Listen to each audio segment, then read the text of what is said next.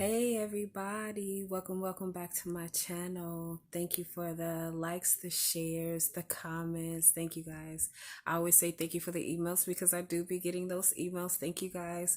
Thank you for my latest subscribers. Thank you.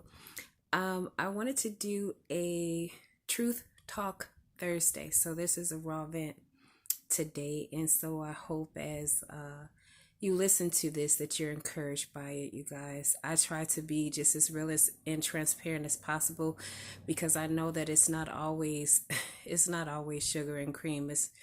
This walk has taught me so much. It taught me so much, really, honestly, about myself and my relationship with the Lord. That was really needed. It was needed for me to go deeper, and I'm continuing to go deeper in God. But this, came from a beautiful sister who said that she has seen that my heart has softened. And it had me thinking, sister, and I hope you watched this, that it really was. It was hardened. So it had me thinking, you guys, that sometimes we can think that we're in the right place. Like I did before. I had thought, because I was praying, I was fasting, God took me away from the world. I wasn't around the same people anymore. I've been careful with myself.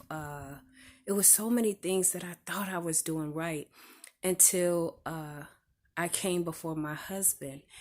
And when I came before my husband and the things that happened, if you guys don't know, go back to the first video. And you can even look from the first video all the way to now. I see just God's hand. I really honestly do. It's like going from glory to glory to glory, because I thought it really was just about my husband, right? I thought that this was just about him. But it's not. I thought it was about him. I thought it was about our marriage.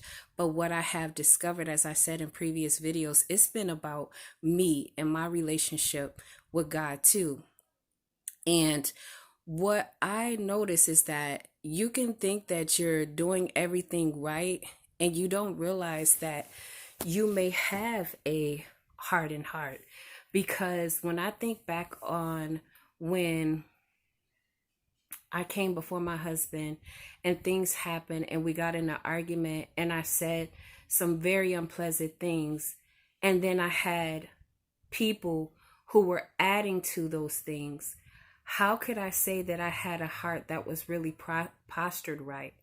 It showed me, and God showed me too, that, and he said this, you guys, he said, I should have walked in love and humility, and I didn't. And the reason why I didn't is because I felt what happened. I felt rejected by my husband. Now, I had not even known that that was the root of the problem until I came back and I further started fasting and praying and crying out to God. And now it all makes sense. The reason why I behaved the way that I did is because of root issue of rejection and the attachments that come with rejection. See, you can feel like you're okay when you're really not okay, because if you're okay, then you're going to handle people like Christ. So the Lord was letting me know I didn't handle it the way that I should have. I should have handled it like him. So even though I have been walking with him for a long time and I've been trying to be obedient, there still was things in my heart, because I went after that happened, I was in blame. Like it was my husband's fault if, this one or this. And, when you have when your heart is positioned right and it's really lined up with the kingdom, first you're going to walk in love and humility, and you're going to forgive. You're not going to be in blame. And so if you are in blame of anything that the prodigal is doing, if they left you for another person and you're constantly talking about that other person, if you're constantly talking about, people that they've been attached to, there's hardness there, because there was hardness in me. I felt like it was my husband. Like, no, he should have did this. He should have protected me. He should have this, regardless of how I may have felt of what he should have did. And and that he may not have did, that still didn't change what I should have done.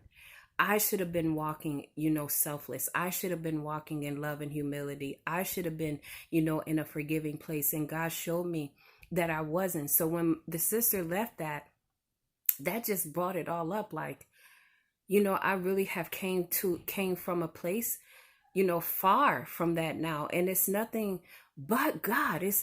It's all because of God. I have to say, and I'm trying not to get emotional, like, I love my husband more now than I did before, because now God has poured in me his love. And his love is unconditional. It's not based around conditions. It's not based around what they're doing, and what they're giving you. It's based around the fact that I'm going to love this person anyway. I'm going to contend for this person anyway. Love lays down its life for his brother and sister. What good is it just to love those who love you? You're going to love as you love the Lord with all your heart, with all your mind and all your soul. You're going to love your neighbor as you love yourself. And that's loving your very own prodigal. So sometimes we need to do like a heart check with ourselves. Is our heart really right? Because I can tell you guys, looking back, mine wasn't. It wasn't, even though I thought I was doing the right thing again with fasting, praying, and, watching sermons and, reading the word. I really thought that I was in a good place. Now, let me say, the Lord delivered me, but it's still been an ongoing healing process. And I'm glad that I've been open up to the fact for him to continue to heal me, because each and every time I would go on a fast, something new was brought before me, because I don't want my identity. I don't want my identity. I don't want the identity of Netta. I want the identity of Christ. I want to continue to die to myself. I don't want to be a reflection of anything that I ever looked like before. And I never felt that way. Even right now with standing. Yes, I have my days where I miss my husband more than more than other days. But this is really for me. This is for me to continue to grow in God. Because I just said, left a message to my other sister. I don't want to be lukewarm, you guys. I don't want him spewing me out. I want to be on fire. I want to stand before the Lord and he say that I done a good job. So as we're standing, we must remember that it's also about ourselves and how we want to look before God. We want to be a radiant church. It is not just about the prodigals. And we need to stop making it just all about them. Because if we keep making it all about them, we're going to miss what God really is trying to give to us. We're going to miss the importance and the beauty of having a strong relationship with the Lord. So I just wanted to come on here and just give you guys that. I hope that this help you. It's just about, like, really, where is your heart? Where is it? Sometimes we could think that we okay, but you'll find out you're not okay when, a disagreement may come up, or, even when the naysayers is going against, what you're standing for. How are you dealing with them? Are you dealing with them in love? Are you dealing with them with an attitude? If your prodigal still seem the same, are you dealing with your prodigal truly in love? Or are you dealing with them with an attitude? You're getting huffy and puffy, or even you're getting huffy and puffy with God. Like, are you going to hurry up, Lord? No, that's a heart that's hardened. There's hardness there.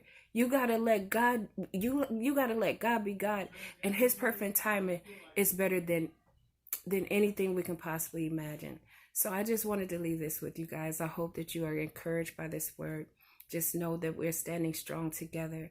May you allow God you to do His mighty great work in you, and just know that restoration is just not just for our marriages, is for us, and oneness with God. And that's the most beautiful relationship we can possibly share, is one with God, because He will never fail us. And that's what I love. I love the fact that I know now that He won't. So with that being said, I hope you guys are blessed by this word. May you feel encouraged, and again, know that we're standing strong, you guys. We are standing strong to the end. Have a blessed night. Bye-bye.